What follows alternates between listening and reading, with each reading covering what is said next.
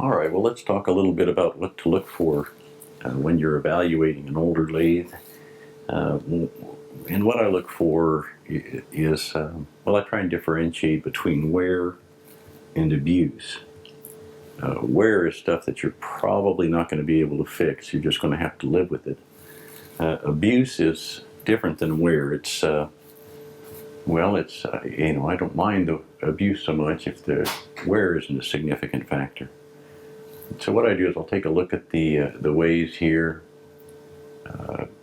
Look at the spindle. Has the spindle been abused? You know, these threads actually look good on the spindle. The spindle inside looks good.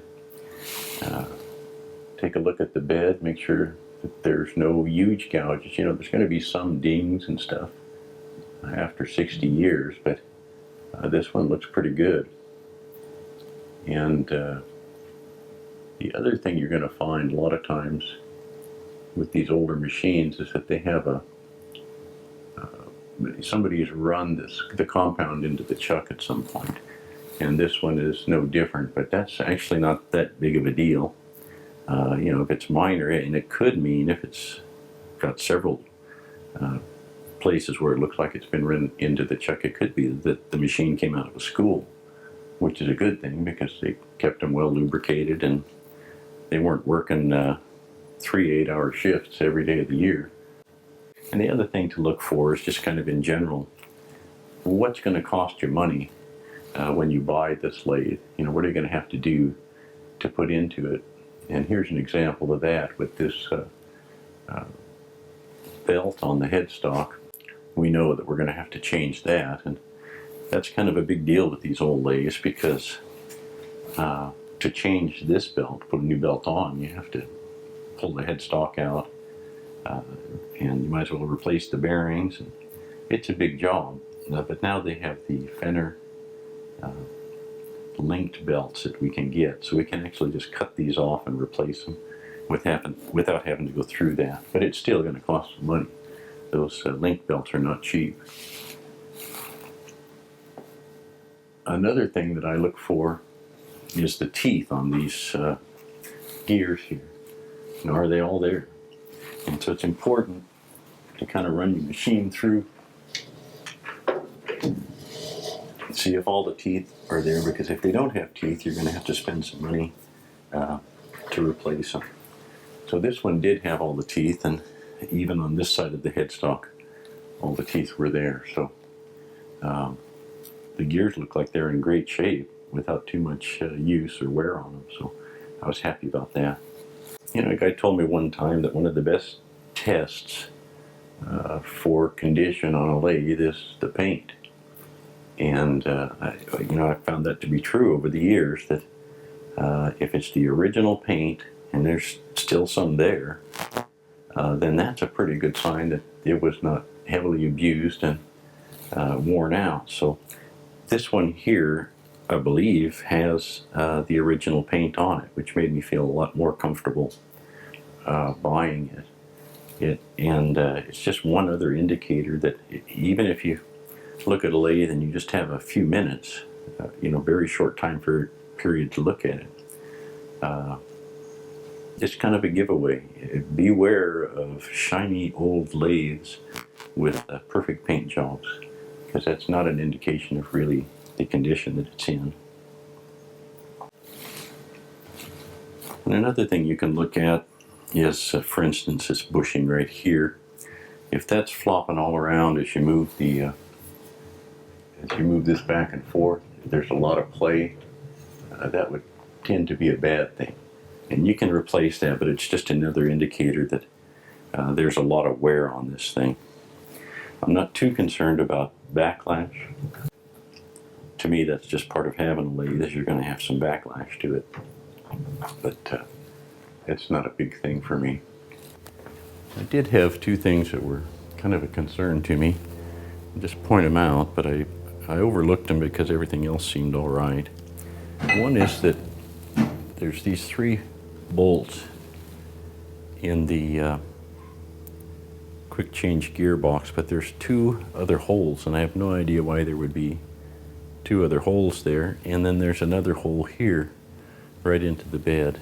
So at some point somebody had done something to this, or had modified it somehow for some other tool, or something. I have no idea really why you would do that, but that was a concern. It doesn't seem to affect the operation at all. The other thing that was a bit of a concern to me was the threading dial, this unit here. You can see it's a different color. I mentioned paint earlier being a big part of evaluating a lathe.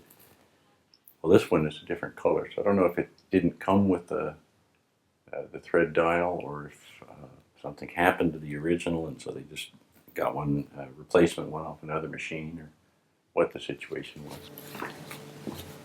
I think this is the original dauber here, and what they did back in the day is they would fill this little reservoir with white lead or lead grease, and then when they put a center in here, a dead center, they would smear this on the center so that it would run a little smoother.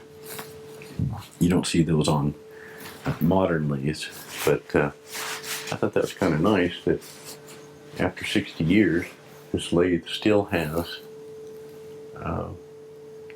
its dauber. Now we're getting down to the last few things we're going to take a look at. One would be the cross slide, just to see if there's any play in here. Not too bad, but what you're looking for is, as you're going through the cranking it through its motion, is it getting tighter or looser? Because most of the time you're going to be working in this part of the cross slide. So if it's worn out, as you go further, it should get a little bit tighter. Some of that may be due to the adjustment on the gibs, but this one actually feels very even all the way across. Well, we've only got a few tests left.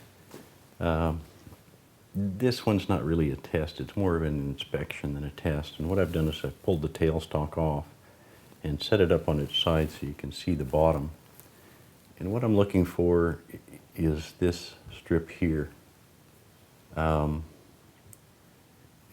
I found in the past that if there's been a lot of use, I don't know if they're grinding or what, but you'll actually wear a groove where this tailstock rides on the bed. And this isn't too bad. You can just barely feel it with your thumb. So this one, to me, seems like it's just broken in. And it's discolored because this is the part that's always on the bed, but the discoloration doesn't bother me. It would be more if this were worn down and kind of sitting in a little groove. Well, one thing you'll find when you buy a lathe is sometimes it'll come with a lot of tooling with it, and other times hardly anything at all. And this was kind of in between, I guess. Not as much as I would have hoped for, but it kind of had the basics here, the minimum that you need. And we'll start out kind of going through this stuff here. And this one here is the 3-jaw chuck, and this is actually Logan. So I'm guessing that this is probably the original chuck that came with the machine. And let's see here. Yes, here it is. It also comes with a chuck key, and that's important. Chuck's not much good without a key. This chuck, I suspect, did not come with the machine, because this is a 4-jaw independent chuck and it's a jet. Now this is a Eron vise, and it's actually a pretty nice vise. It's not something that is used on the lathe, but the guy I bought it from wanted to get rid of it, so he said take it all, and this is part of the deal. You have to take this. So I took it. We've got our rocker tool post with the rocker here, and so everything's intact. It's interesting that this is upside down. If you look at it, I've never actually used one of these, but I guess I may have to because I don't have any other tooling right now. Some more rocker arm. This is a knurling tool. You can see they don't turn, but well, there you go, screwdriver. Glad I got that. I guess this is a boring bar of some kind. I'm not sure what that is. This is nice to get. It's the Tailstock Chuck for drilling. This is the Jacobs number 14. So this will handle 0 to 1/2 inch stock. That's a good thing to have. Glad that's in there. Here's this is a live center. This is made in Czechoslovakia. It doesn't have a name on it, but that's a good thing to have. Doesn't feel wobbly. Stuff. Oil can. That's always good to have. Always good to have an oil can. Extra teeth for one of the chucks. I don't know what that is. It almost looks like something to center work, maybe in the outboard end of the headstock. Just some metal. These are chunks of steel. Came with it.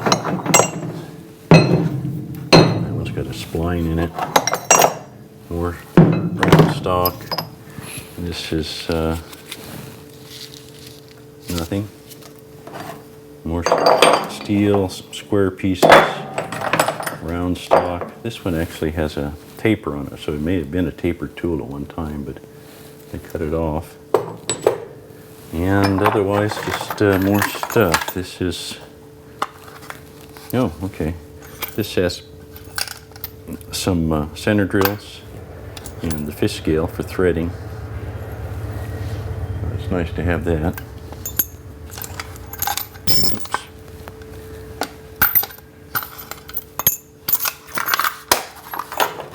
More, this is a cutoff tool. There's another one. And just more stuff, looks like. Here's the other two jaws for the chuck. There's that one. This is a steel rule, sold by Sears Roebuck. And this one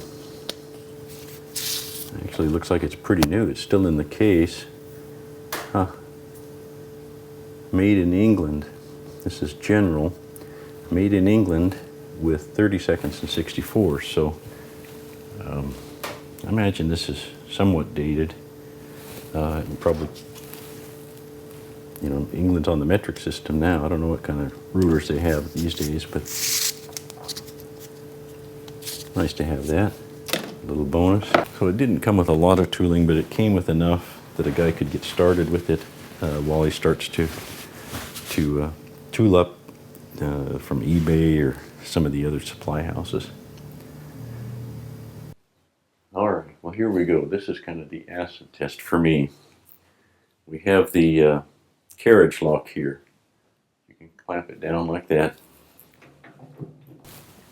With this locked down like that, you won't be able to move the carriage. It's stuck. So what we do to loosen that up, we're going to take this all the way over to the headstock. When you're working with a lathe, most of the work is right here, down but near the headstock, and so it'll tend to be worn out in this area and less worn out up here along the bed. What we're going to do is tighten this up and then just loosen it enough so we can barely move it. And here we go. Now, if this is more worn than that, at some point this will bind up and we won't be able to move it anymore.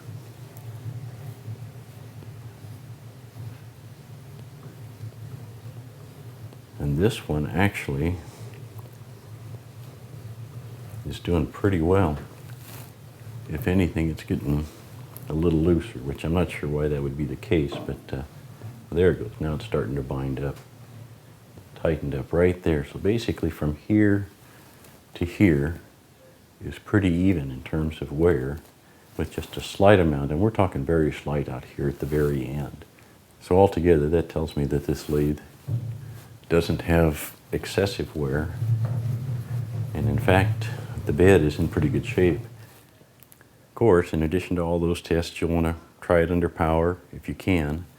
Run it through the power feeds, run it through the cross slide feeds if you can, and just make sure that everything works. Test the back gears. Okay, so that about wraps it up. That's what I'm looking for and how I go about evaluating a lathe for airgun type work. And keep in mind that any lathe is better than no lathe at all. So I hope you enjoyed this video and that it's been helpful to you. I'll get updates posted as I work through the cleaning and setup on this lathe and get it working again. Thank you for watching. Check back often.